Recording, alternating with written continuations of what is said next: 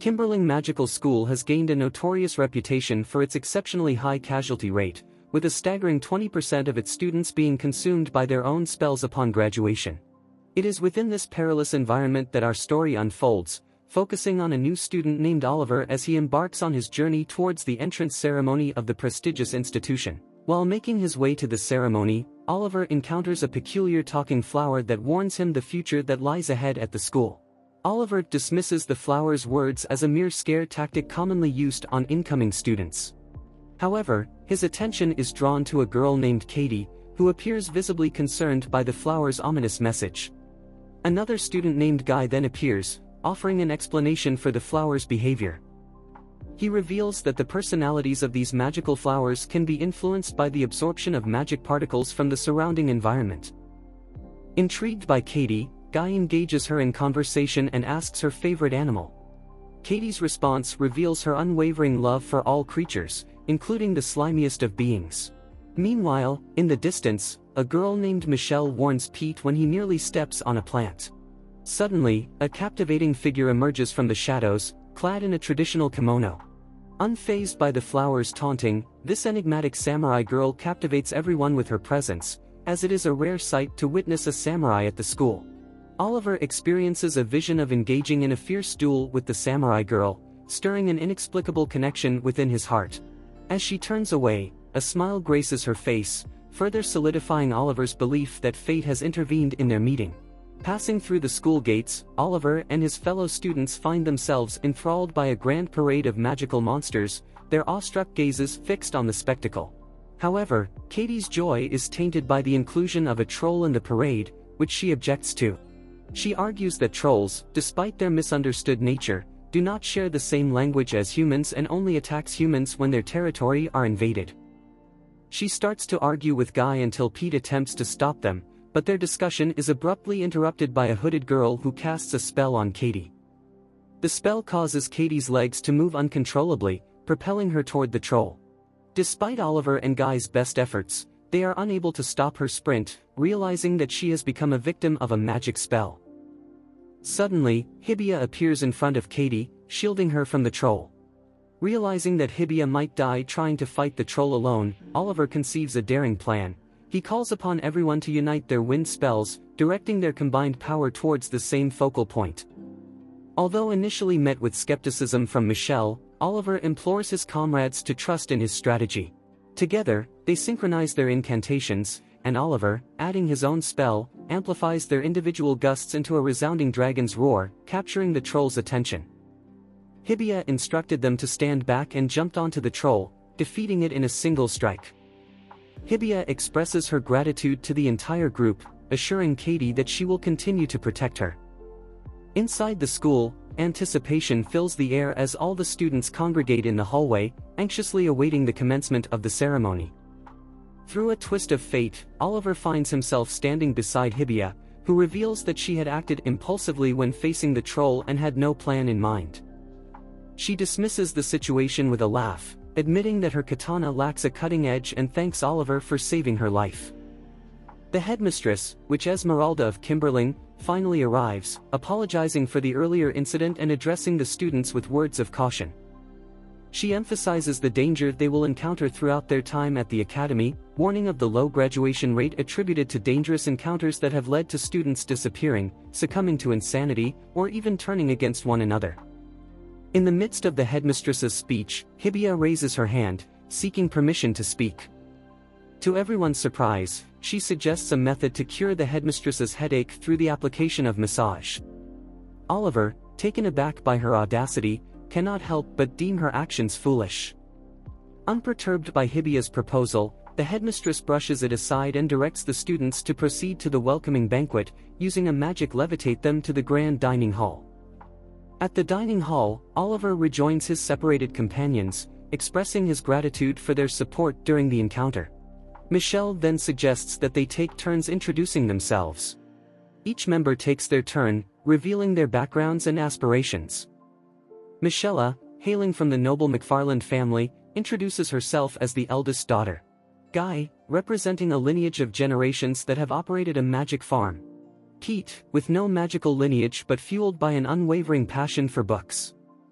Oliver, drawing upon his extensive lineage of mages and expertise in spell manipulation, showcases his skills in arranging and adapting spells. Finally, Hibiya, hailing from a family of samurai, reveals that her presence in the academy is owed to a mage named McFarland, who once saved her life. It is then revealed to the group that Michella's father, a lecturer at the academy, is the very same mage who saved Hibiya's life. As the group enjoys their meal, Oliver takes a moment to reflect on the events that have unfolded since he arrived. The next day, Oliver is awakened by clock knockers playing pranks with the clock needles. When he steps outside, he is surprised to find a mysterious girl lurking in the shadows. Intrigued by her sudden appearance, Oliver prepares his sword and demands to know who she is. She reveals that she has been sent by his brother to watch over him, reassuring Oliver that his sibling cares for his well-being. Oliver's curiosity is piqued, and he asks for her name, to which she introduces herself as Teresa. Continuing on his journey, Oliver comes across Hibiya bathing in the school fountain. Struck by her vulnerability and lack of shame, Oliver quickly casts a curtain spell to give her privacy. Noticing the scar on the body, he engages her in conversation and asks about the scars on her body. Hibiya, being honest, apologizes for the view and shares the story behind her scars. She explains that bathing is a ritual for her to cleanse herself from the bloodshed of a past war she was involved in. Feeling a connection and sensing the intertwining of their paths, Oliver's mind races with thoughts of fate. Memories from his past flood his thoughts, solidifying the belief that their connection is significant.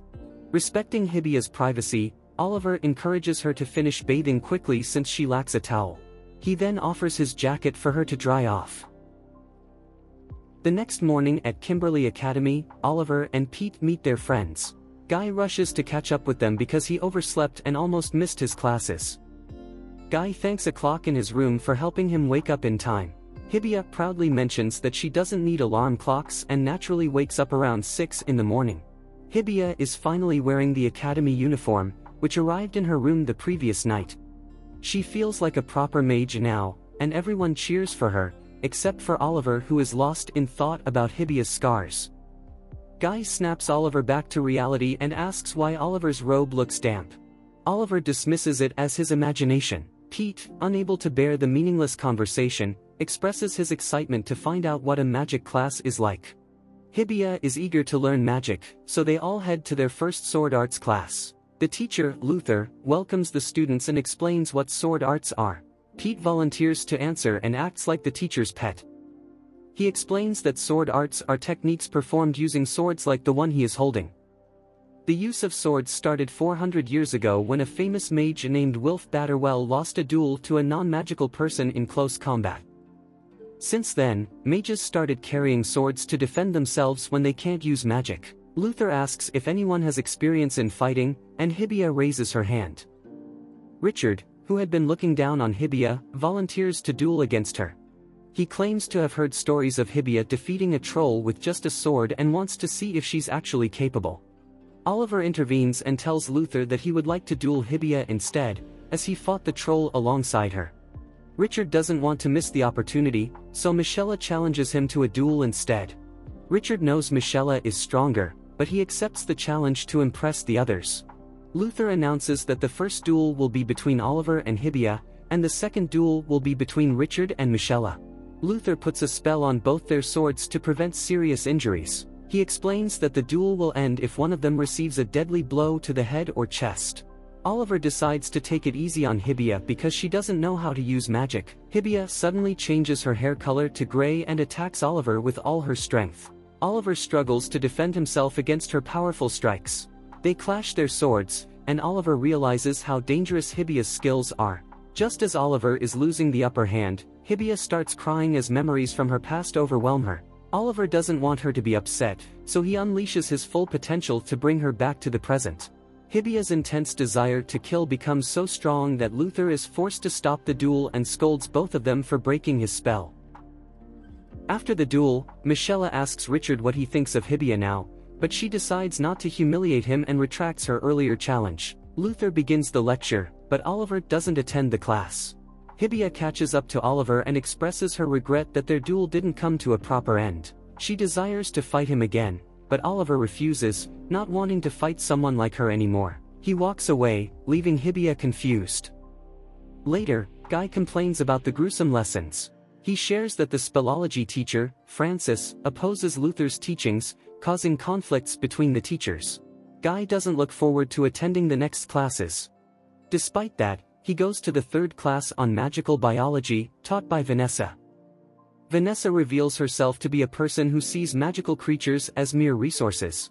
Vanessa instructs the students to summon magical silkworms to their desks and explains that they should make the silkworms grow as many cocoons as possible by feeding them magic. She demonstrates by feeding a silkworm so much magic that its cocoon turns black and transforms into a fierce monster. Vanessa advises the students to learn to control their magic properly to prevent the silkworms from turning into monsters.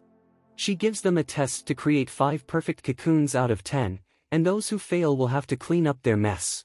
The students begin feeding magic to their silkworms, and while some struggle, Michelle easily makes 5 cocoons with 1 failure. Michelle notices that Katie and Pete are having a hard time, so she asks Oliver to help them. Michelle sees that Hibiya is also struggling but doesn't ask Oliver to help her, as she realizes they're not on good terms. Instead, Michelle decides to help Hibiya herself and ignores Guy, who is also struggling. Pete manages to finish with 5 perfect cocoons, but Katie is slow and careful in making all 10 silkworms into cocoons without harming any of them.